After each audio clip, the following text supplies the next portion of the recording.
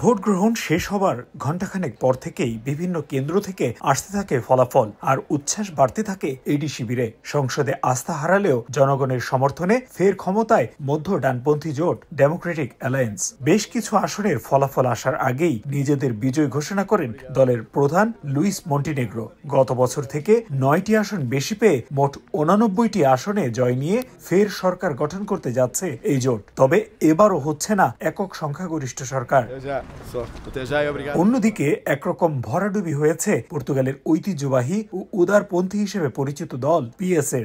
গত বছর থেকে এবছর 20টি আসন হারিয়েছে দলটি। সমান সংখ্যক 58টি আসনে জয় নিয়ে বিরোধী দল হবার পথে কট্টর ডানপন্থী দল সেগা। তবে ভোটের ব্যবধানে সেগা থেকে কিছুটা এগিয়ে আছে পিএস। ইউরোপ সহ পোস্টাল ব্যালটের ফলাফল পেতে বিলম্ব হওয়ায় বিরোধী দল হিসেবে কারা থাকছে তা জানতে পর্তুগিজদের অপেক্ষা করতে হবে আরো কিছুদিন।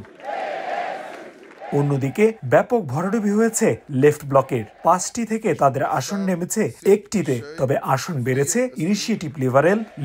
230টি সংসদীয় আসনের বিপরীতে কোনো দলই একক সংখ্যাগরিষ্ঠতা না পাওয়ায় রাজনীতিতে স্থিতিশীলতা ফিরবে না বলে মনে করছে পর্তুগিজরা।